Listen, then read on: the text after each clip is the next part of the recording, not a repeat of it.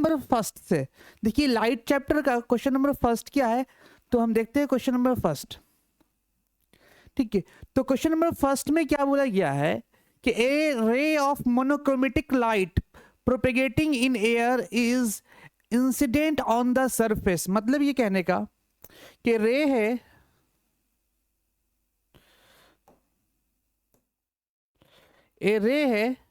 है ना, वो भी मोनोक्रोमेटिक है, light propagating in air is incident on the surface of water. किसके सरफेस पे? वाटर के सरफेस पे इंसिडेंट हो रहा है। Which of the following will be same for the reflected and refracted rays, है ना। तो मतलब ये कहने का, अगर कोई वाटर सरफेस है तो वाटर सरफेस पे लाइट फॉल हो रही है, तो ये क्या हो सकता है, लाइट फॉल होने के बाद होगा क्या, यहां पे दो फिनोमेना हो सकता है।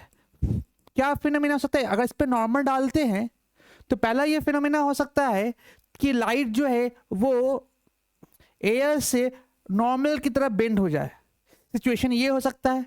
दूसरा ये कि ये नॉर्मल से अवे जा सकता है। ये दोनों फिनोमेना हो सकता है। इस पे वो डिपेंड करेगा रिफ्रैक्टिव इंडेक्स पे।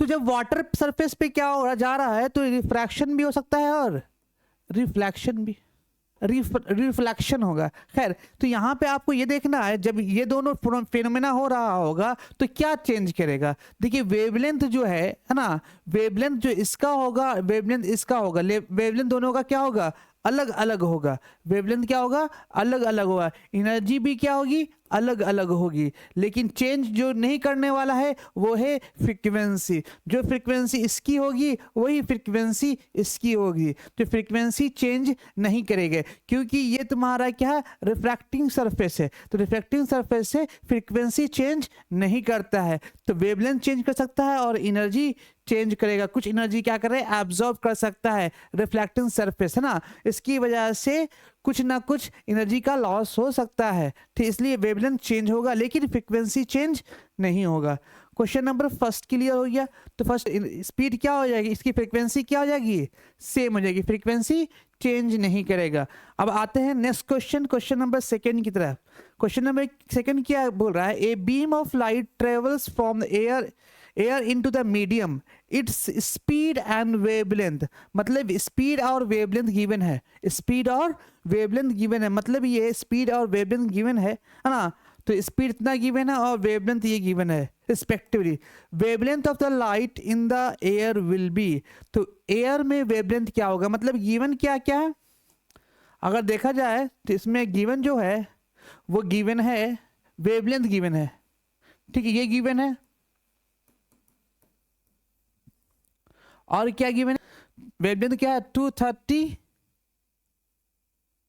नैनोमीटर गिवन है। और v जो गिवन है, v जो गिवन है 1.5 इंटू 10⁸ मीटर पर सेकेंड। कितना, 1.5 इंटू 10⁸ मीटर पर सेकेंड। ये अब फाइंड आउट क्या करना है, जरा ध्यान से देखिए। वेवलेंथ किसमें, एयर में, ये कैलकुलेट करना है, जबकि ये मीडियम का गिवन है। ठीक है, तो सबसे पहले आपको सोचना पड़ेगा कि ये मीडियम का गिवन है, तो हमको मीडियम का पता है, ऐसे डायरेक्ट निकाल सकते हैं हम लोग। पहले सबसे पहले मुझे क्या चाहिए, mu, mu is equal to C by V. क्यों कर रहे हैं वी नहीं, सी बाई वी क्यों कर रहे हैं, ऐसा इसलिए कर रही है, अगर रिफ्रैक्टिव इंडेक्स मालूम हो जाएगा तो मुझे पता है कि रिफ्रैक्टिव इंडेक्स का जो फॉर्मूला होता है वो होता है mu is equal to lambda air में divide by lambda wavelength medium में। ये फॉर्मूला होता है म्यू का। तो यहाँ पे अगर यहाँ से म्यू निकाल लें, म्यू निकाल के इसमें पुट कर दे तो क्या होगा, आपको ये तो पता है, ये पता है आपको। अगर ये पता कर लेते हैं तो मालूम चल जाएगा, इसको क्या करते हैं, ये निकल फाइंड आउट कर सकते हैं, क्योंकि ये डिवाइड में है जाके मल्टीप्लाई में हो जाएगा। तो सबसे पहले इसको कैलकुलेट करना पड़ेगा। तो म्यू निकाल लेते, म्यू इज इक्वल टू सी दिया हुआ है ना, सी होता 3 इंटू 10⁸ मीटर पर सेकेंड और वी है 1.5 इंटू 10⁸ मीटर पर सेकेंड। तो ये दोनों कैंसिल आउट हो जाएगा 2 टाइम्स में, ये भी दोनों कैंसिल। म्यू का वैल्यू कितना हो जाएगा, 2। टू हो जाएगा लेमडा ऑफ एयर, एयर का वैल्यू लेमडा हो जाएगा। अब मीडियम का कितना दिया हुआ है, मीडियम में 230 है ना, टू कितना दिया हुआ है 230, तो यहाँ पे 230 लिख देंगे। यहाँ से मल्टीप्लाई करेंगे तो क्या होगा, लेमडा का वैल्यू क्या होगा, क्या होगा 460 नैनोमीटर। आंसर कितना हो जाएगी, 460 नैनोमीटर, ये आपका आंसर होना चाहिए, है ना। तो देख लेते हैं, 460 नैनोमीटर,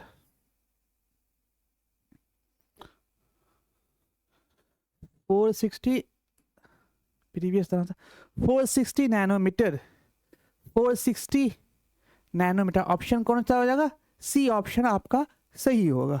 नेक्स्ट क्वेश्चन बढ़ते हैं, क्वेश्चन नंबर है थर्ड को क्वेश्चन को पढ़ते हैं। क्वेश्चन नंबर थर्ड क्या है, या ध्यान से देखिए क्वेश्चन नंबर थर्ड को।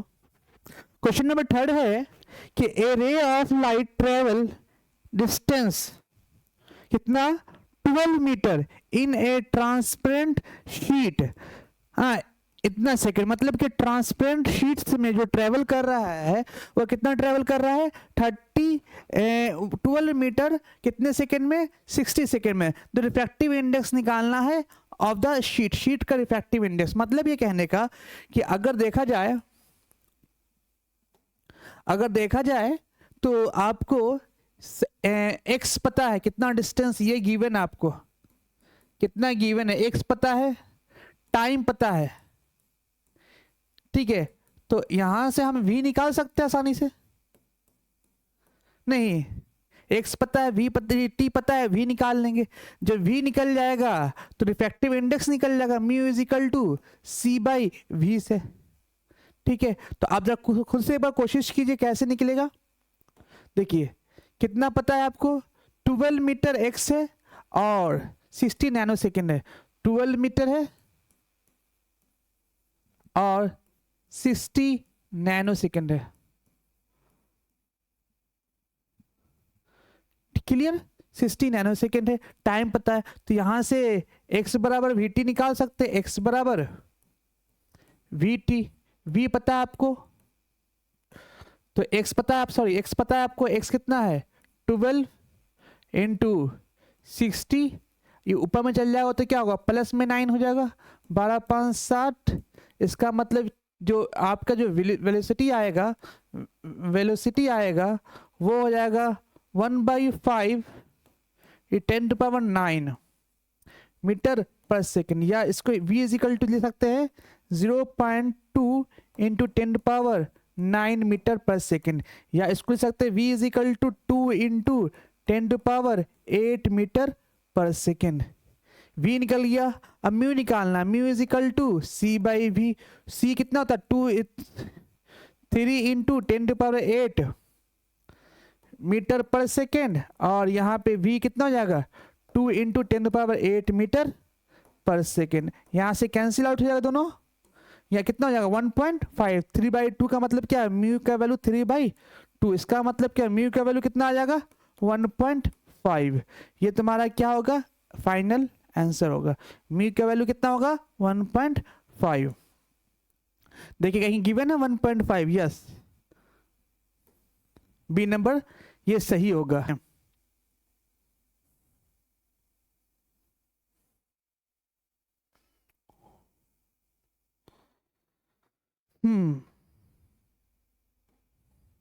क्वेश्चन नंबर 6,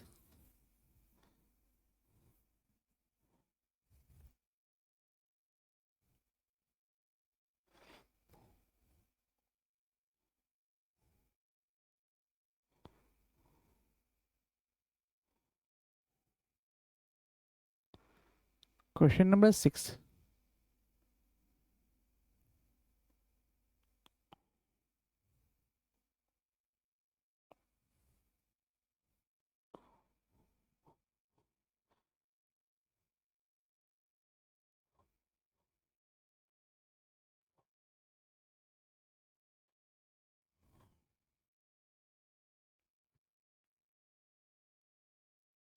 क्वेश्चन नंबर 6 क्या बोला गया ये देखते हैं क्या है क्वेश्चन नंबर 6।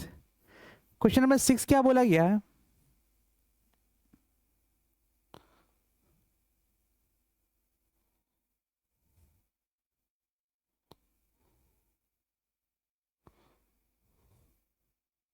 हाँ, क्वेश्चन नंबर 6 की तरफ देखते हैं और क्वेश्चन नंबर 6 के बारे में पढ़ते हुए, a biconcave lens of power P vertically split into two identical plano concave. मतलब क्या है, ये बाइकनकेव लेंस है। बाइकनकेव लेंस का मतलब समझ रहे हैं ना, ये इस तरह का है ना, बाइकनकेव लेंस, ये इस तरह का लेंस है, ठीक है। अब इसको क्या कर दिया गया है, वर्टिकली स्प्लिट कर दिया गया है ऐसे, ठीक है। And split into two identical plano concave. To identical plano concave कहने का मतलब क्या, एक प्लेन ऐसा,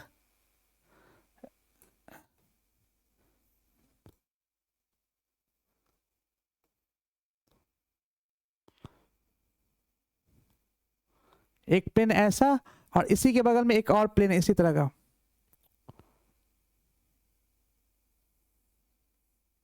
इस तरह दो प्लेन बना दिया गया।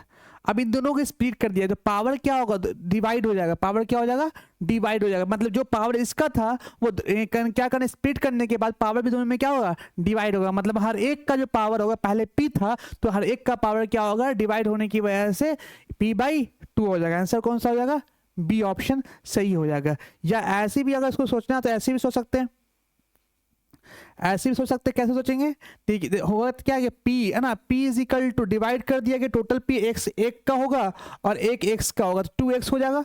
दोनों प्लेन है ना, दोनों प्लेन कनकेव है, x प्लस 2x, तो x इज इक्वल टू ये तुम्हारा 2x, P is equal to 2x, ये x इज इक्वल टू क्या होगा, P/2। ये किसका, ये हर एक जो स्प्लिट करने के बाद कनकेव है ना लेंस आया, प्लेनो कनकेव लेंस आया, उसका जो है पावर क्या होगा, हाफ हो गया। क्लियर। अब आगे बढ़ते हैं क्वेश्चन नंबर,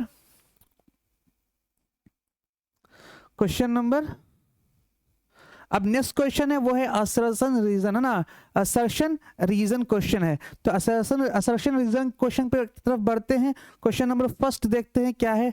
तो इससे पहले हम ऑप्शन देख लेते हैं क्या है ऑप्शन।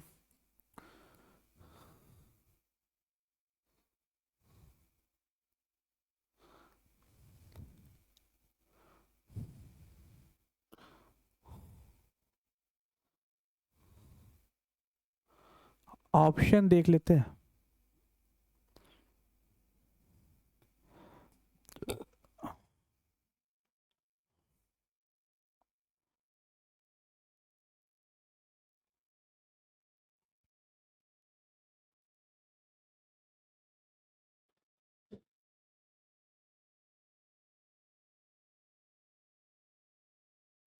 देख लेते हैं ऑप्शन, ठीक है। तो पहले क्या है, assertion and reason are correct and reason is correct explanation of assertion. मतलब क्या है, असर्शन और रीजन दोनों सही होगा और जो रीजन है सही एक्सप्लेन कर रहा होगा असर्शन को, तो इसलिए ऑप्शन ए होगा। If assertion and reason are correct but reason is not the correct explanation of assertion। मतलब क्या है, सही एक्सप्लेन assertion को रीजन नहीं किया जबकि दोनों सही है। सी ऑप्शन है, if assertion is correct but reason is not incorrect। मतलब क्या, assertion तो सही है बट रीजन इनकरेक्ट है, रीजन सही नहीं है। यहाँ पे if both the assertion and reason are incorrect, अगर दोनों असर्शन और रीजन दोनों क्या है, इनकरेक्ट हो। देखो यहाँ पे बच्चे का कंफ्यूजन आता है। देखो कभी कभी क्या होता है, असर्शन ही गलत है, असर्शन ही गलत है तो रीजन गलत होगा, क्योंकि कोई गलत असर्शन को कोई भी एक्सप्लेन नहीं कर सकता। इसलिए असर्शन अगर गलत है तो रीजन भी गलत होगा। असर्शन कुछ बोल रहा है, उसके रिलेटेड अगर रीजन नहीं है तो रीजन को भी हम क्या मानेंगे, गलत मानेंगे। तो क्वेश्चन नंबर देखते हैं 7th नंबर क्या है, एक convex mirror can not form real image. Convex mirror can not form real image. Reason है, convex mirror converge the parallel lines that are incident on it. तो सबसे पहले हम कन्वेक्स मिरर बना के आपको दिखाने की कोशिश करते हैं। कन्वेक्स मिरर की बात कर लें तो कन्वेक्स मिरर जो होगा, देखिए ध्यान दीजिए, ये कन्वेक्स मिरर है। तो कन्वेक्स मिरर जब लाइट इसके ऊपर पड़ता है ना, ये प्रिंसिपल एक्सिस है, जब इसके ऊपर लाइट पड़ता है ना तो ये क्या होगा, ये रिफ्लेक्ट होने लगता है, क्योंकि जब इस पे नॉर्मल डालते हैं ना, इस पे नॉर्मल डालते हुए हमेशा कहाँ जाना चाहिए, सेंटर से पास हो जाए, इसका सेंटर यहाँ पे है। अब जब यहाँ पे सेंटर है इसका, तो ये एंगल इंसिडेंट एंगल और यहाँ क्या है, रिफ्लेक्टेड एंगल, तभी होगा जब वो क्या होगा, डाइवर्ज करेगा। तो अब ये ऐसा होगा, इसका मतलब ये है कि कभी भी ये क्या करेगा, अपने फोकस पे आकर नहीं मिलेगा, क्योंकि वो लाइट जो है तो वो डाइवर्जिंग नेचर का होता है। वो लाइट क्या होता है, डाइवर्जिंग नेचर का, वो हमेशा क्या होगा, डाइवर्ज करेगा, किसमें, कन्वेक्स मिरर में। ये थोड़ा सा गलत हो गया, अच्छा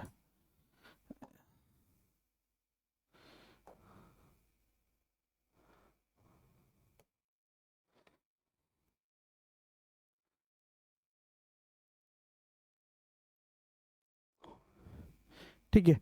तो इससे जो एंगल बना रहा है ना, ये एंगल और ये एंगल क्या होना चाहिए, इक्वल होना चाहिए, है ना। ये एंगल और ये एंगल क्या होना चाहिए, इक्वल होना चाहिए, ठीक है। तो इसका मतलब ये दोनों लाइन लाइट जो है, वो जो रे है, पैरेलल लाइंस जो आ रहा है, वो डाइवर्जिंग नेचर का है, और वो कन्वर्ज नहीं करेगा, वो डाइवर्ज करेगा। इसीलिए ये हमेशा कन्वेक्स मिरर में इमेज जो बनाता है, वर्चुअल इमेज बनाता है। तो इसका रीजन देख लेते, क्या रीजन है इसका। इसका रीजन ये बोला गया था कि convex mirror converging the parallel raise that incident, और कन्वर्जिंग तो होगा नहीं, डाइवर्जिंग, मतलब क्या, असर्शन तो सही है लेकिन रीजन गलत है। तो if assertion is correct but reason is incorrect, तो ऑप्शन कौन सा हो जाएगा, ऑप्शन नंबर सी सही होगा। किसके लिए, इस 7th नंबर के लिए सी ऑप्शन सही होगा। नेक्स्ट क्वेश्चन की तरफ बढ़ते हैं। क्वेश्चन नंबर क्या है कि assertion बोला, the focal length of the convex mirror will, the focal length of convex mirror will increase if the mirror is placed in the water.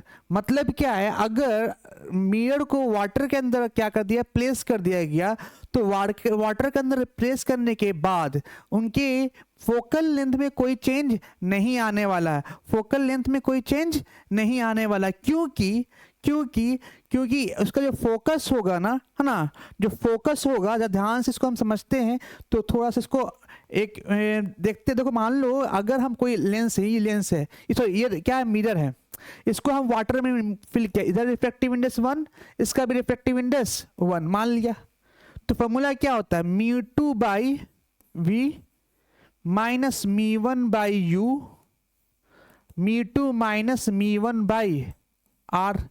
तो ये दोनों क्या हो गया, सेम हो गया, ये दोनों सेम हो गया, इसका मतलब क्या, μ1 इज इक्वल टू क्या है, μ2 है, तो अगर तीनों सेम हो इसका मतलब ये 0 हो गया, मतलब क्या, μ2 by v minus μ1 by u। अब यहां से दोनों सेम होने की वजह से बाहर निकाल सकते हैं, तो इसका मतलब 1 by V minus 1 by U is equal to 0। इसका मतलब ये म्यू भी जाके क्या होगा, 0 हो जाएगा। जब म्यू 0 होगा इसका मतलब क्या है, 1 by V is equal to 1 by U, मतलब वी और इमेज यू दोनों क्या है, अभी भी सेम पोजीशन पे बन रहा है, इसलिए फोकल तो चेंज नहीं हुआ। अगर फोकस चेंज होता तो वी और यू भी चेंज हो जाता, इसलिए फोकस मिरर किसी भी मीडियम में अगर मिरर को डालते हैं तो उसका फोकल लेंथ इफेक्टेड नहीं होता है। इससे ये बात समझ में आ गई कि फोकल लेंथ इफेक्टेड नहीं होगा, ठीक है। अब उसके बाद क्या बोला है कि the focal length of the convex mirror of the radius is equal to the, अब यहाँ पे बोला क्या है, पहला असर्शन बोला है, क्या बोला है कि focal length of the convex mirror will increase if the mirror, तो असर्शन गलत है तो रीजन हमेशा गलत ही होगा। तो क्या होगा, चाहे वो गलत सही है, ये स्टेटमेंट सही है लेकिन रीजन सही नहीं है। Statement f is equal to r/2 है, ये स्टेटमेंट सही है, स्टेटमेंट के बारे में हम गलत नहीं बोल रहे हैं, ये स्टेटमेंट सही है, लेकिन स्टेटमेंट जो बोल रहा है वो रीजन को एक्सप्लेन नहीं कर रहा है, इसलिए हम इसको गलत बोल रहे हैं, इसलिए दोनों गलत है। इसलिए option number D, option number D. अब क्वेश्चन नंबर 9 की तरफ बढ़ते हैं।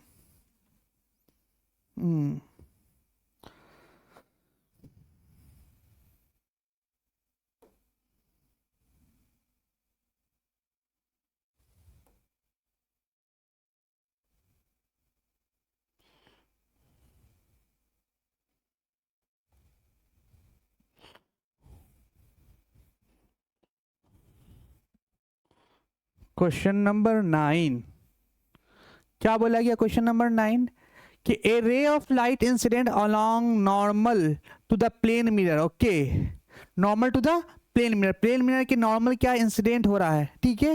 And along the normal to the plane mirror retrace its path after the reflection from the mirror.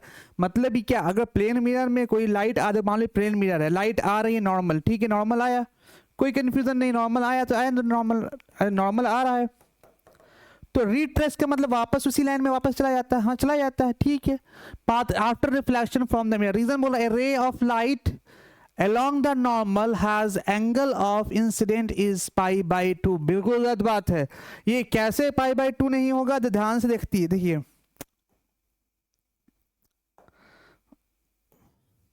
ये तुम्हारा क्या है, एक लाइन है, ठीक है। अब ये लाइन यहां है ऐसे, ये लाइट ये दिख रहा है आपको, और यहां पे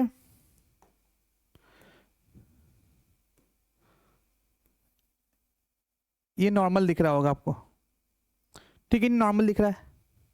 अब ये देख रहा है, ये एंगल क्या है, आई है, ये एंगल क्या है, आर है, ठीक है।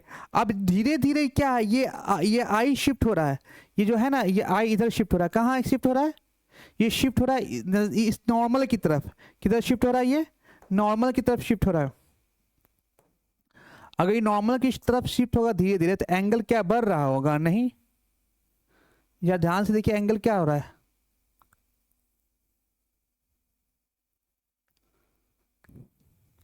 क्या ये एंगल घट रहा है ना, ये एंगल पहले से और घट रहा है, मतलब ये एंगल फाइनली अगर जिस नॉर्मल से आएगा, नॉर्मल से चला जाएगा वापस, इसका मतलब एंगल 0 डिग्री बन जाएगा, कितना बन जाएगा, 0 डिग्री, जबकि ये बोला है π/2, तो असर्शन तो सही है, ठीक है, लेकिन रीजन सही नहीं है। तो ऑप्शन कौन सा सही हो जाएगा, असर्शन तो सही है लेकिन रीजन सही नहीं है, तो असर्शन सही है, रीजन ऑप्शन नंबर बी जो था करेक्ट एक्सप्लेनेशन दे रहा था, तो B number. If both the assertion is correct but reason is incorrect, तो कौन सा हो जाएगा, सी नंबर इसका सही ऑप्शन सही होगा। ऑप्शन नंबर कौन सा होगा, सी नंबर। क्वेश्चन नंबर 9 का ऑप्शन नंबर सी सही होगा। चलिए अब आगे बढ़ते हैं, क्वेश्चन नंबर 9 के बाद क्वेश्चन नंबर 10 की तरफ बढ़ते हैं, ठीक है। क्वेश्चन नंबर 10 की तरफ बढ़ते हैं, सेम टाइप का क्वेश्चन है नेक्स्ट भी, तो नेक्स्ट क्वेश्चन में ज़्यादा डिफरेंस नहीं है, इसको जूम कर लेते हैं।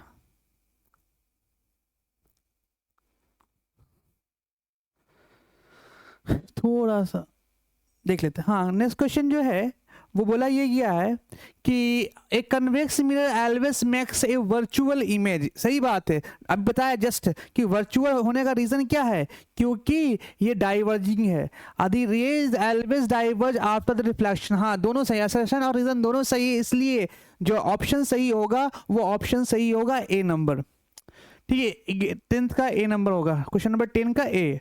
Next question है question number 11, the image formed by the total internal reflection are much brighter than those of formed by the mirror or lenses। मतलब ये कहने का बहुत इंपॉर्टेंट पॉइंट है, ये अच्छा क्वेश्चन है।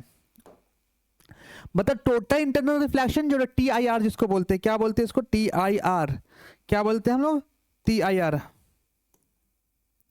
जो TIR होता है, मान लो कि ये तुम्हारा यहाँ से ये एक लाइन है, ठीक है, ये दो मीडियम को डिवाइड कर रहा है, ये मी1 मान लेते हैं, इसको मान लेते हैं मी2, ये दो मीडियम को डिवाइड कर रहा है। अब ये दोनों मीडियम को जो डिवाइड कर रहा है वो डिवाइड कर रहा है, ये लाइन दिख रहा है, ये डिवाइड कर रहा है। अब दोनों में क्या डिफरेंस है ये पहले समझा देते हैं, है ना। देखो क्या है, पहले लाइट जो है ना यहाँ से गया, ठीक है, और इस पे नॉर्मल डाल लेते हैं, यहाँ से एक नॉर्मल डाल लेते हैं ऐसे, फिर यहाँ से नॉर्मल डालते हैं ऐसे, यहाँ से नॉर्मल डालते हैं, दोनों को समझाते हैं TIR और इन दोनों में क्या डिफरेंस है, ठीक है। अब इसके बाद फर्स्ट बार क्या, नॉर्मल से ये तुम्हारा इसका रिफ्रैक्टिव इंडेक्स जो होगा, है ना, मी1 का वैल्यू मी2 ज्यादा होगा किससे, मी1 से, तभी ये TIR होगा। तो फर्स्ट सिचुएशन में क्या हुआ, फर्स्ट सिचुएशन में ऐसा हुआ कि ये नॉर्मल से अब ऐसे गया फर्स्ट में, सेकेंड में यहां से ऐसे गया और थोड़ा सा और डेविएट कर गया, थर्ड में ऐसे गया,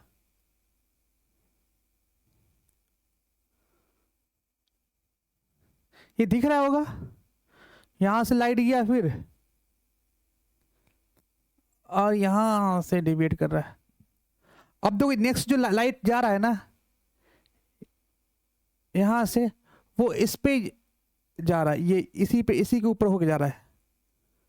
अब देखो यहाँ पे क्या हुआ, जो इंटेंसिटी का जो लॉस होना चाहिए था वो इंटेंसिटी का लॉस नहीं हुआ है, जबकि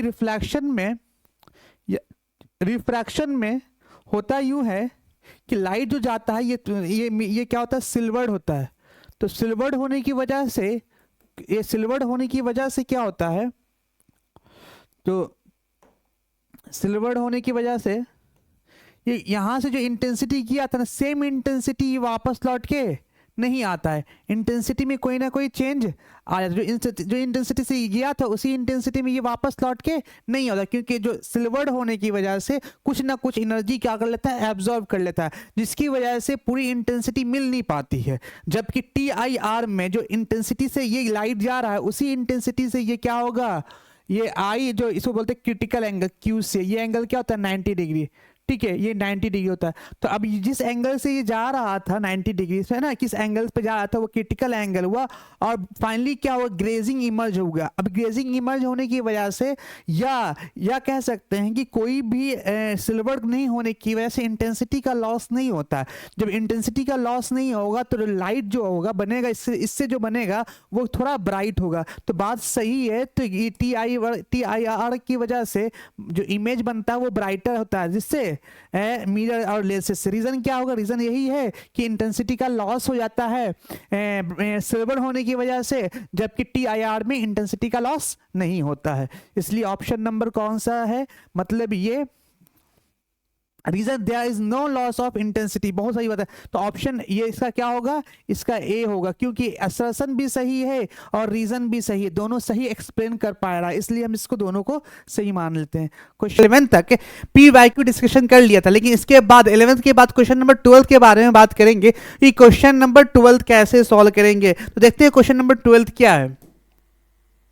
क्वेश्चन ये बोला गया है कि असर्शन ये है कि diverging lens in air can not be made more diverging, अगर जो डाइवर्जिंग लेंस है उसको और डाइवर्ज नहीं किया जा सकता, and whatever the medium we choose to complete the emerge the lens, मतलब कि कोई भी मीडियम में आप इमर्ज कर दीजिए लेंस को, वो जो एयर में डाइवर्ज कर रहा था वो दूसरे मीडियम में उससे ज्यादा डाइवर्ज नहीं कर सकता। फॉर एग्जाम्पल ना, बात ये बताना चाह रहे हैं, देखिए ध्यान से देखिएगा, बात ये बताना चाह रहे हैं,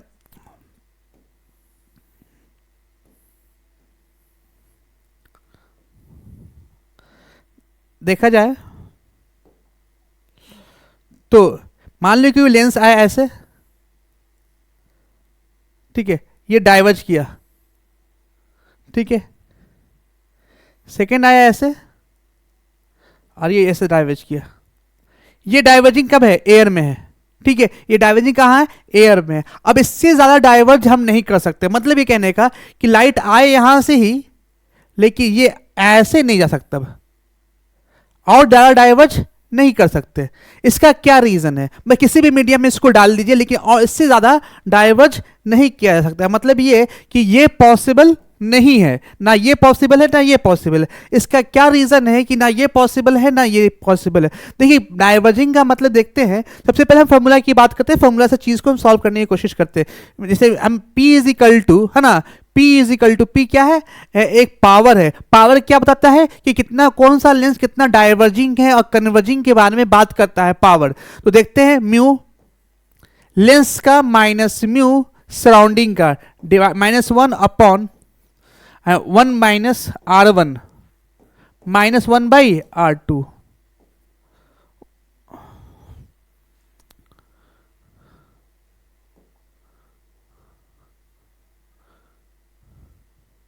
ये R2, ये तुम्हारा फॉर्मूला होता है। देखो क्या है, अब तो पता है मुझे लेंस का रिफ्रैक्टिव इंडेक्स, ठीक है। देखो क्या है यहाँ पे कि रिफ्रैक्टिव इंडेक्स जितना सराउंडिंग का कम होगा, रिफ्रैक्टिव इंडेक्स सराउंडिंग का जितना कम होगा उतना ही ज़्यादा इसका पावर होगा। तो सराउंडिंग का जो रिफ्रैक्टिव इंडेक्स होता है वो एयर का होता है जो कम से कम 1 होता है, इससे कम रिफ्रैक्टिव इंडेक्स नहीं हो सकता, इसलिए कम से कम ये है। इससे ज़्यादा कम करेंगे तो पावर और बढ़ जाएगा, जबकि एयर में इससे ज़्यादा कम नहीं किया जा सकता है, इसलिए पावर और बढ़ नहीं सकता। जब और ज़्यादा पावर बढ़ नहीं सकता तो ये सिचुएशन पॉसिबल नहीं है, ये सिचुएशन पॉसिबल नहीं है। इसलिए एयर के अलावा किसी भी मीडियम में लेंस डाल दीजिए तो वो जो डाइवर्ज कर रहा था उससे ज़्यादा डाइवर्जिंग नहीं कर सकता है। चलिए इसका रीज़न देखते हैं, क्या है इसका reason. The minimum refractive index of the any medium is 1, exactly, क्योंकि रिफ्रैक्टिव इंडेक्स जो किसी भी मीडियम का होता है, देखो अगर 1 है, 1 से कम इसको नहीं कर, अगर 1 से कम कर देते इसको तो पावर और बढ़ जाता। जब पावर और बढ़ जाता तो रिफ्रैक्टिव इंडेक्स कम करने से पावर बढ़ जाएगा, जब पावर बढ़ जाएगा तो वो क्या और ज़्यादा डाइवर्जिंग होता है, क्योंकि पावर ही बताता है कि कितना ज़्यादा कोई भी लेंस कन्वर्जिंग है और डाइवर्जिंग है। चलिए अब आगे बढ़ते हैं क्वेश्चन नंबर नेक्स्ट क्वेश्चन की तरफ। चलिए नेक्स्ट क्वेश्चन क्या है, नेक्स्ट क्वेश्चन ये तो ऑप्शन कौन सा इसका सही हो जाएगा, ऑप्शन नंबर ए। असर्शन भी सही है और रीजन भी सही, असर्शन को रीजन करेक्ट एक्सप्लेन कर पा रहा है। चलिए नेक्स्ट क्वेश्चन, क्वेश्चन नंबर बात करते हैं, क्वेश्चन नंबर 13। असर्शन बोला a hollow lens behaves like thin glass plate, मतलब कि जो हॉलो लेंस होता है वो हॉलो लेंस कहने का मतलब क्या, उसके अंदर एयर लगा हुआ है, ठीक, एयर है उसके अंदर, क्या है, एयर है। And glass plate power lens becomes zero, power of lens क्या होगा, जीरो। देख लेते कैसे, देखो क्या हॉलो का मतलब क्या हुआ, हॉलो का मतलब क्या हुआ, हॉलो का मतलब ये हुआ कि फॉर्मूला क्या होता है, P is equal to mu lens minus mu surrounding -1 upon 1/r1 minus 1/r2, ये फॉर्मूला होता है। अब देखो ध्यान से, तो यहाँ पे म्यू एल है ना, म्यू एल, अगर कोई भी लेंस लेते हैं तो अगर इसकी रिफ्रैक्टिव इंडेक्स म्यू और बाहर का रिफ्रैक्टिव इंडेक्स दोनों अगर बराबर हो गया तो यहाँ बराबर पुट करते, जैसे बराबर पुट करते तो क्या होगा, म्यू लेंस का refractive index divide by mu surrounding का refractive index -1 and 1/r1 minus 1/r2। अगर 1/r1 माइनस 1/r2 करते, ये 1 1 कट के क्या हो जाएगा, जीरो। इसका मतलब पावर क्या हो जाएगा, जीरो। अगर पावर जीरो है इसका मतलब ये क्लियर हो गया कि जो बोल रहा है रीजन वो क्या बोल रहा है, ये सही बोल रहा है। क्या बोल रहा है रीजन, देखते हैं। रीजन बोल रहा है क्या कि power of thin lens becomes zero, तो सही बात है, पावर ऑफ थिन लेंस क्या हो जाएगा, बिकम्स जीरो। जरा ध्यान से देखिए, पावर ऑफ थिन लेंस क्या हो जाएगा, becomes, power of thin lens क्या होगा, बिकम्स जीरो। इसी वजह से ऐसा हुआ है। तो असर्शन भी सही है और रीजन भी सही है। इसका करेक्ट एक्सप्लेनेशन कौन कर पा रहा है, तो असर्शन और रीजन दोनों सही है, साथ साथ असर्शन को रीजन सही बता पा रहा है, इसलिए ऑप्शन नंबर जो होगा वो ए होगा, करेक्ट। अब आगे बढ़ते हैं क्वेश्चन नंबर, अब नेक्स्ट क्वेश्चन जो है वो वेरी शॉर्ट क्वेश्चन है, वेरी शॉर्ट क्वेश्चन आंसर है। चलिए इसके बारे में हम लोग बात करेंगे, वेरी शॉर्ट क्वेश्चन आंसर के बारे में। चलिए इतनी बात समझ में आ गई होगी, उसके बाद आगे बढ़ते हैं।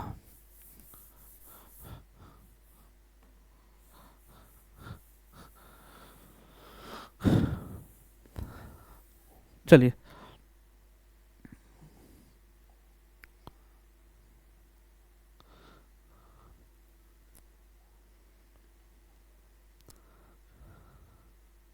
अब क्वेश्चन क्या है, नेक्स्ट क्वेश्चन, क्वेश्चन नंबर 14 क्या बोल रहा है, तो ध्यान से क्वेश्चन को पढ़ते हैं। A ray of light is incident on the medium with an angle of incident I, मतलब क्या है कि इंसिडेंट एंगल आई है, ठीक है, okay, and refracted into the second medium, one medium से दूसरे मीडियम में जा रहा है, and with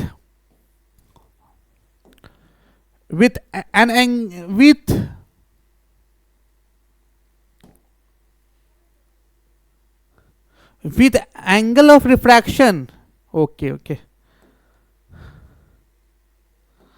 with angle of refraction r, और graph of sine I versus sine R, मतलब साइन आई और साइन आर के बीच का सॉरी,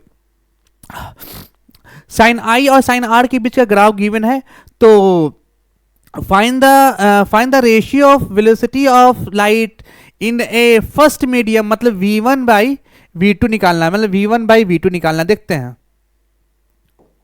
V1/V2 निकालना है। चलो V1/V2 मतलब क्या है, ग्राफ दिया हुआ है ऐसे, एंगल शायद 60 डिग्री दिया हुआ, एंगल गिवन है, हाँ एंगल गिवन है 60 डिग्री एंगल गिवन है। तो ये एंगल कितना गिवन है, 60 डिग्री। और ये साइन आई और साइन आर, साइन आई और साइन आर। तो हम देखते sine I is equal to, तो सबसे पहले मुझे पता है कि अगर स्नेल्स लॉ से देखें तो मी1 sine I is equal to मी2 साइन आर, साइन आर। तो यहाँ पे नहीं है जगह, तो यहाँ पे लिखते हैं मी1 sine I is equal to मी2 साइन आर। ये फॉर्मूला होता है, मी1 sine I is equal to मी2 साइन आर। तो यहाँ पे देखो देखा जाए तो sine I by sine R is equal to मी2 बाई मी1। ये sine I by sine R क्या होगा, टैन थीटा हो जाएगा। टैन थीटा मतलब टैन 60, ये क्या बताता है, ये स्लोप बताता है। तो टैन 60 का मान sine I by sine R का मतलब क्या है, टैन 60 का मान होगा, क्योंकि यही तो स्लोप है। तो इसका मतलब ये टैन 60 का मान हो जाएगा ये, और टैन 60 का जब मान हो जाएगा ये, तो टैन 60 का जो मान हो जाएगा, तो टैन 60 का जो वैल्यू है मुझे पता है √3। तो यहां से, तो यहां पे CV2 by CV1 is equal to √3, या इसको लिख सकते V1/V2 is equal to √3। Question में क्या निकालना था, V1/V2 या V2/V1, क्या आपको निकालना था क्वेश्चन में। एंड क्वेश्चन बोला है क्या कि ratio of the velocity of light in the first medium to the velocity of light in second medium, मतलब first medium to second medium निकालना। तो first medium to second medium है ना, तो first medium to second medium ने निकाला, क्या होगा first medium to second medium, first medium √3, मतलब तुम्हारा आंसर फाइनल आंसर कितना होगा √3। हाँ फाइनल आंसर कौन सा होगा √3। एक बार इसको देख लीजिए फिर से,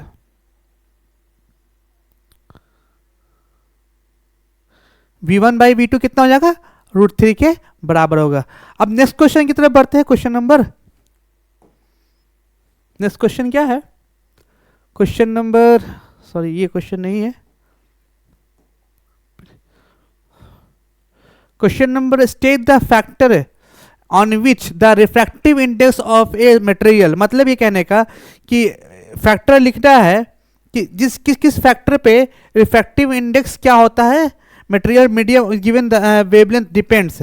मतलब वेवलेंथ जो है ना, state the factor on which the refractive index of a material medium for given wavelength is depend. तो गिवन वेवलेंथ पे किस पे डिपेंड करेगा, इस पे जो डिपेंड करेगा नेचर ऑफ मटेरियल पे, डेंसिटी पे, है ना, प्रेशर पे, इस सब पे क्या करता था, डिपेंड करता है वेवलेंथ। जबकि यहाँ पे किस पे डिपेंड नहीं करेगा, तो फ्रीक्वेंसी पे डिपेंड नहीं करेगा। ठीक, तो क्या क्या लिखेंगे यहाँ पे, लिखेंगे हम लोग वेवलेंथ जो डिपेंड करता है नेचर ऑफ मटेरियल पे डिपेंड करता है, साथ साथ डेंसिटी पे देखेंगे, रिफ्रैक्टिव इंडेक्स देखेंगे, और मटेरियल जो एटमॉस्फेयर जो बना हुआ है ना, सराउंडिंग ना, सराउंडिंग जो बना हुआ है वो किसका बना हुआ है, कंपोजिशन क्या है सराउंडिंग का, इस बात पे भी हम लोग डिपेंड करता है वेवलेंथ। चलिए आगे बढ़ते हैं। Next question, sketch the next देखते हैं क्वेश्चन आगे।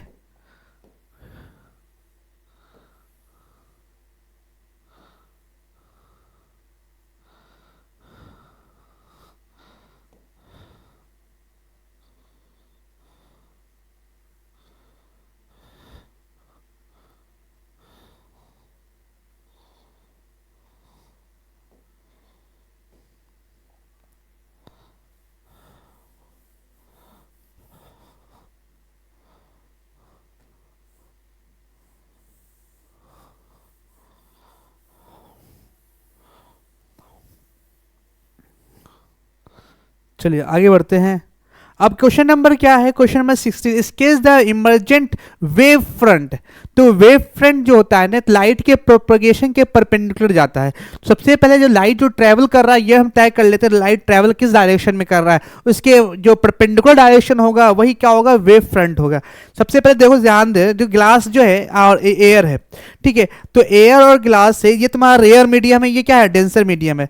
तो रेयर मीडियम और डेंसर मीडियम, इस पर हम क्या डालते हैं, इस पर हम 90 डिग्री का एंगल बनाते हैं, क्योंकि जब भी जो भी बेंड होगा लाइट ना, इसी रिफ्रैक्टिव इंडेक्स से, मतलब इसी परपेंडिकुलर से वो बेंड होगा। अगर डेंसर मीडियम में जा रहा है इसका मतलब क्या है, टुवार्ड्स नॉर्मल जाएगा। अगर वो रेयर मीडियम में जाता तो अवे फ्रॉम द नॉर्मल जाता। तो देखो यहाँ पे लाइट तो जाएगा ही जाएगा, और ये कहाँ जाएगा, ये एयर में से गिलास में जा रहा है, इसलिए क्या होगा, ये इस डायरेक्शन में जाएगा। इसी तरह से ये भी है, लाइट इस डायरेक्शन में जाएगा, ये लाइट का मोशन है, मतलब ये इस तरह का लाइट जाएगा। लेकिन वेव फ्रंट का जो मोशन होता है वो हमेशा लाइट के इसके परपेंडिकुलर डायरेक्शन में होता है, ये ऐसे हो जाएगा, ठीक है, ये वेव फ्रंट का डायरेक्शन होता है। तो ये वेव फ्रंट का डायरेक्शन होगा, लाइट के प्रोपेगेशन के हमेशा परपेंडिकुलर, ठीक है।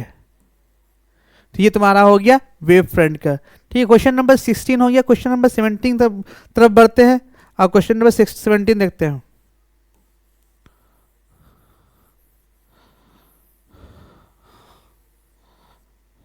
चलिए question number 17,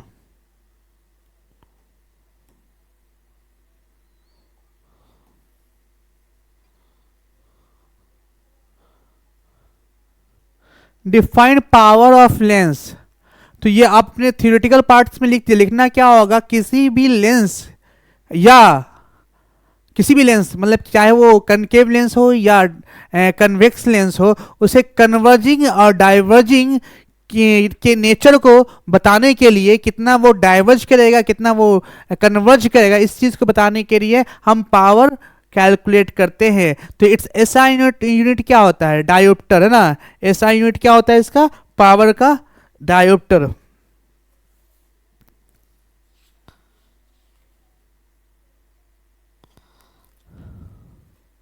question number, next question की तरफ बढ़ते हैं। क्वेश्चन नंबर देखते हैं 18। क्वेश्चन नंबर 18 क्या बोला गया, बहुत इंपॉर्टेंट क्वेश्चन है और काफी अच्छा क्वेश्चन है। Concave lens of refractive index mu 1.5 emerge in a medium of refractive index 1.65। मतलब क्या है, अगर 1.5 का क्या है लेंस है, लेकिन उसको मीडियम में जो डालते हैं वो मीडियम कौन सा है, उसका रिफ्रैक्टिव इंडेक्स 1.65 है। What is the nature of the lens, lens का नेचर क्या होगा, लेंस का नेचर क्या होगा, कैसा होगा, मतलब नेचर कहने का मतलब क्या है, कन्वर्जिंग होगा, डाइवर्जिंग होगा, इस बात के बारे में बात कर रहा है। कौन सा लेकिन से, कनकेव लेंस है। तो देखते हैं कनकेव लेंस, पहले हम इस पे थियोरेटिकल पार्ट्स हम लोग बहुत टेक्निक, अच्छा टेक्निक बता रहे हैं कैसे इस तरह क्वेश्चन को टैकल करना है। सिंपल सी बात देख लो, अगर सराउंडिंग लेंस हो, अगर मीडियम का मतलब सराउंडिंग का रिफ्रैक्टिव इंडेक्स ज्यादा है लेंस से, तो अगर वो लेंस कन्वर्जिंग होगा तो वो डाइवर्जिंग बदल जाएगा। अगर वो लेंस डाइवर्जिंग होगा और मीडियम का रिफ्रैक्टिव इंडेक्स ज्यादा है लेंस से, इसका मतलब ये, अगर वो डाइवर्जिंग है तो वो रिवर्स हो जाएगा कन्वर्जिंग। मतलब क्या हुआ, और डिटेल में इसको डिस्कशन करते हैं। मान लो ये लेंस है, अगर देखा जाए तो ये लेंस ये है, ये लेंस ये एज्यूम कर लिया, ये लेंस है। मान लो कि लेंस कन्वर्ज कर रहा है, लाइट यहाँ पे कर रहा है, तो कन्वर्ज कर रहा है, तो इसका मान लो, तो अगर बाहर में एयर है तो 1/f इजिकल टू क्या होता है, mu minus 1/r1 minus 1/r2, ये फॉर्मूला होता है। 1/r1 माइनस 1/r2, ये म्यू क्या है, लेंस का रिफ्रैक्टिव इंडेक्स है, ठीक है। चलो ठीक है, कोई बात नहीं।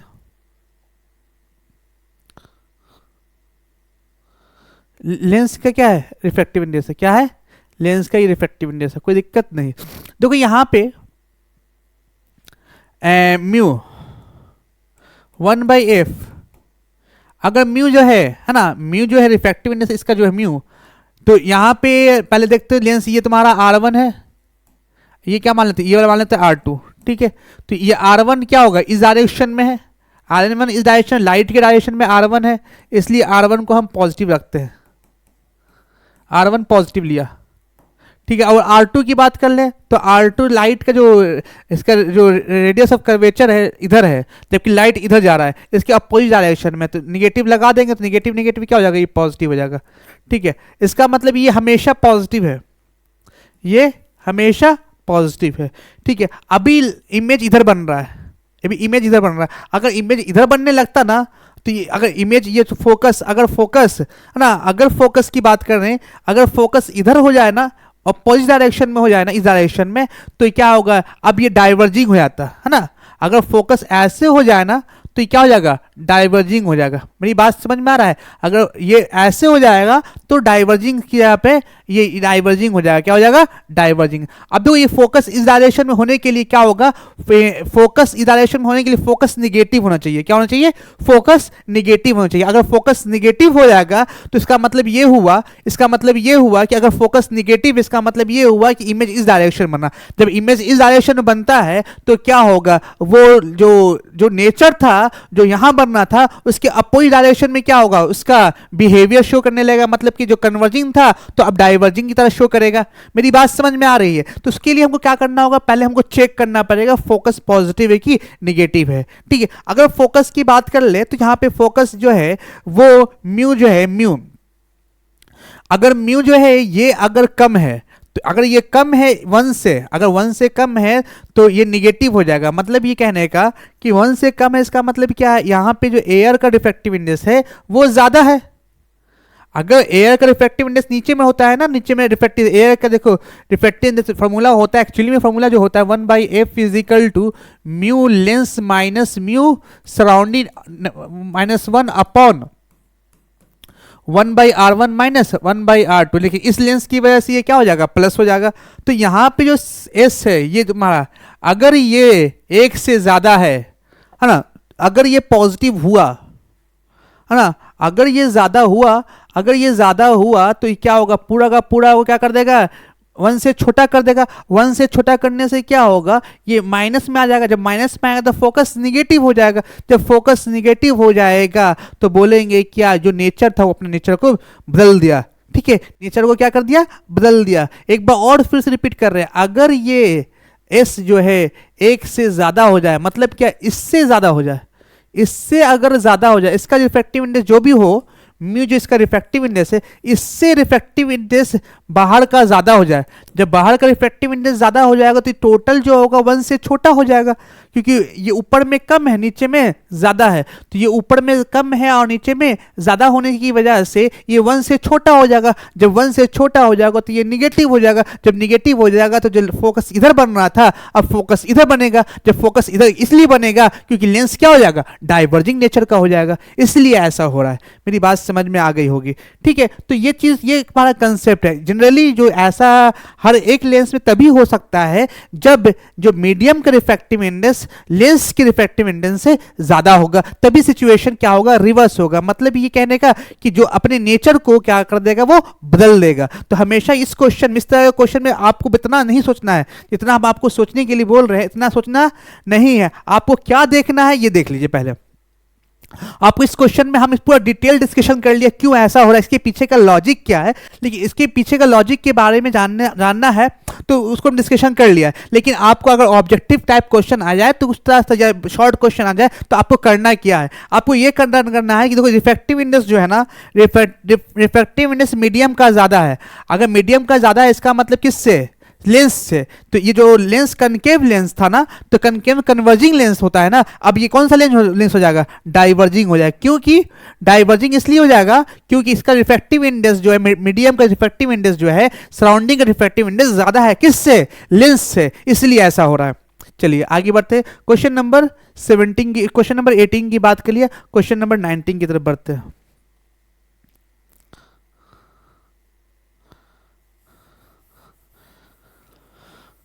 क्वेश्चन नंबर 19,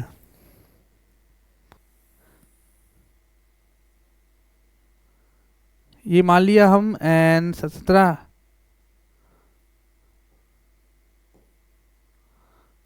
मान लिया 17,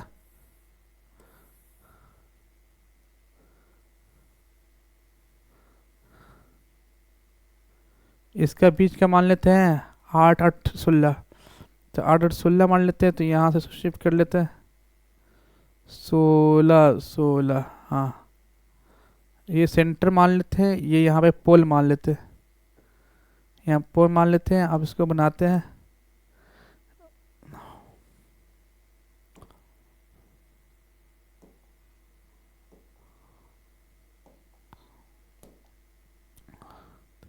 ये इसका बीच का पॉइंट हो जाएगा। ठीक है, देखते हैं। ये तुम्हारा लेंस है, ये दर्पण है। अब ये दर्पण है, इसको रखते हैं क्या, एफ और 2f। ये तुम्हारा f है, ये क्या है 2f। इन दोनों के बीच में वस्तु यहाँ पे कहीं रखते हैं, तो इन दोनों के बीच में वस्तु रखते, ये ऐसे जाएगा और सेंटर से पास करके निकल जाएगा, जबकि ये ऐसे जाएगा और इधर कहीं जाएगा। तो इधर कहीं बना, इसका मतलब क्या है, यहाँ पे कहीं बना है, इमेज यहाँ पे कहीं बना है। अगर यहाँ पे कहीं भी बना है, इसका मतलब क्या हुआ, इसका मतलब कि पहले तो इन्फिनाइट और 2f के बीच में क्या बन रहा है, इमेज बन रहा है। और क्या बन रहा है, अब रियल बन रहा है। मतलब क्या है, इमेज जो बन रहा है वो कैसा इमेज है, तो इमेज जो बन रहा है बिटवीन इन्फिनाइट एंड कितना है, बिटवीन इन्फिनाइट एंड 2f। पहला तो इमेज यहाँ बन रहा है। दूसरा क्या है, इन्वर्टेड बन रहा है, इन्वर्टेड मतलब उल्टा बन रहा है। और तीसरा क्या है, मैग्नीफाइड बन रहा है, मैग्नीफाइड बनना, तो ये बड़ा बन रहा है। ये 3 सिचुएशन आएगा, तो ये तीनों सिचुएशन को आपको लिखना होगा। चलिए नेक्स्ट क्वेश्चन की तरफ बढ़ते हैं।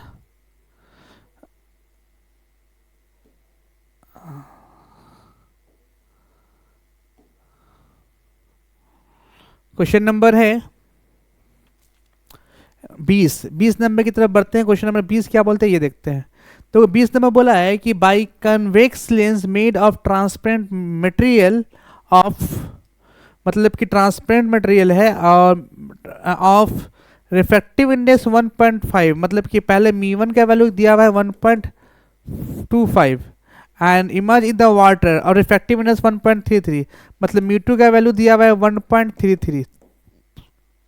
Will the lens behaves converging और डाइवर्जिंग।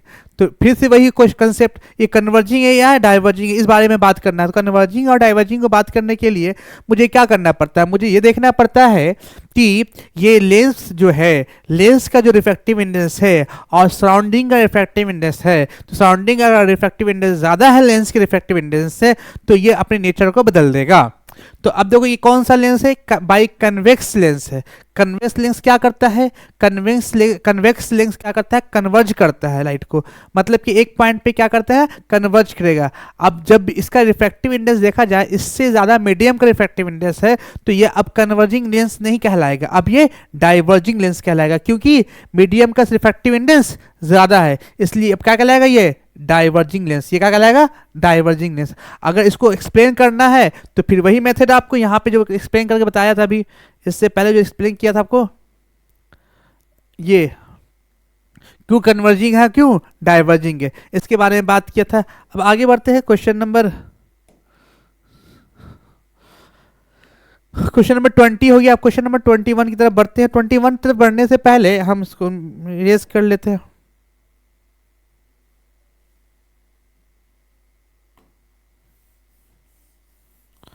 21 जाने से पहले इसको इरेज कर लेते हैं।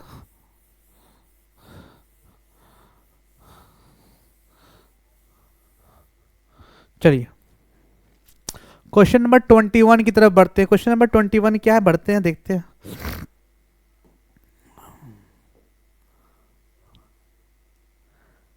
बोला एक by convex lens made transparent material of refractive index 1.5। अब सेम टाइप का क्वेश्चन फिर से पूछा गया है। अब बोला गया है बाई कन्वेक्स लेंस से made of transparent material of refractive index 1.5। अब इसका रिफ्रैक्टिव इंडेक्स कितना है, 1.5 है। Is emerge in the water, अब किस में इमर्ज किया गया है, वाटर में इमर्ज किया गया है। और रिफ्रैक्टिव इंडेक्स 1.3, मतलब क्या, अब क्या जिस मीडियम में इसको इमर्ज किया गया है तो उसका रिफ्रैक्टिव इंडेक्स लेंस के रिफ्रैक्टिव इंडेक्स से कम है, इसलिए अपने नेचर को नहीं बदलेगा। मतलब will be the lens behaves as converging और डाइवर्जिंग। कौन सा लेंस है, कन्वेक्स लेंस है। अगर कन्वेक्स लेंस है मतलब क्या, कन्वेक्स लेंस ऐसा है, अगर ऐसा लेंस है इसका मतलब ये क्या करता है, लाइट कन्वर्ज करता है अपनी तरफ। इसका मतलब ये है कि अगर मीडियम का रिफ्रैक्टिव इंडेक्स ज़्यादा है होता तब ना, अभी तो रिफ्रैक्टिव इंडेक्स जो है मीडियम का मतलब कि सराउंडिंग का रिफ्रैक्टिव इंडेक्स कम है, इसलिए कन्वर्जिंग है तो कन्वर्जिंग ही रहेगा। तो फिर से बार बार भी बात को रिपीट कर रहे हैं कि अगर रिफ्रैक्टिव इंडेक्स मीडियम का, अगर रिफ्रैक्टिव इंडेक्स मीडियम का ज़्यादा होगा तो नेचर बदलेगा, अगर मीडियम का रिफ्रैक्टिव इंडेक्स कम होगा लेंस से तो नेचर नहीं बदलेगा। इसलिए नेचर का यहाँ पर रिफ्रैक्टिव इंडेक्स जो है लेंस का ना, लेंस से मीडियम का रिफ्रैक्टिव इंडेक्स कम है, इसलिए नेचर को नहीं बदलेगा। अब क्वेश्चन नंबर बात करते हैं 22 की तरफ।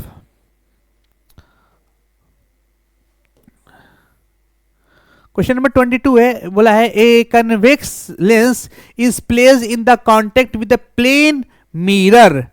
अच्छा, कन्वेक्स लेंस को प्लेन मिरर से कांटेक्ट कर दिया गया है and a object at distance of 20 centimetre. Object कितना सेंटीमीटर पे है, 20 सेंटीमीटर पे है and centimetre on the axis. This combination has its image coincide with itself. अब इमेज इसका कॉन्साइड कर रहा है, तो what is the focal length of the lens, what is the focal length of the lens. देखते क्या है, what is the focal length of the lens. देखिए देखो, ये तुम्हारा क्या है, ये एक लेंस है, इससे क्या रखा गया है, एक लेंस रखा गया। एक मिनट रुकिए,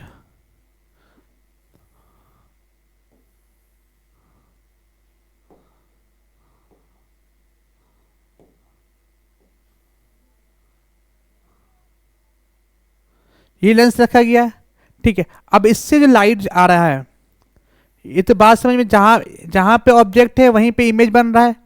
मान लो कि यहां पे ऑब्जेक्ट है, मान लो तो यहां से यहां तक ऑब्जेक्ट या ऐसे लाइट गया होगा, ठीक है। अगर लाइट ऐसे गया होगा फिर इस पे टकराया होगा, फिर टकराने के बाद फिर इसी माध्यम में लौट के आया होगा। सोचो ऐसे रहा होगा, ये ऐसे रहा, हम थोड़ा सा बड़ा करके दिखाने की कोशिश कर रहे हैं, ठीक है। ये लाइट यहाँ से गया, यहाँ से गया और यहाँ से लाइट आया, फिर यहाँ से गया, हम थोड़ा बड़ा। तो अब होगा क्या कि जो ये लाइट है ना, ये तभी पैरेलल होगा। मान लो ये पैरेलल है ना, ये यहाँ से जाकर अगर फोकस से निकल रही है ना, फोकस से निकल रही है और पैरेलल हो रही है, अब पैरेलल होकर फिर फोकस से आके मिलेगी। इसका मतलब क्या है, जो लेंस का फोकस होगा तभी ऐसा पॉसिबल है कि पैरेलल लाइन जो है डाइवर्जन के बाद फिर उसी पॉइंट पे आकर मिलेगी। इसका मतलब कि लेंस का जो फोकस होगा वही क्या होगा, ऑब्जेक्ट डिस्टेंस भी होगा और इमेज डिस्टेंस भी होगा। मतलब ये कहने का कि इसका जो फोकस होगा वही क्या होगा, ऑब्जेक्ट डिस्टेंस भी होगा और इमेज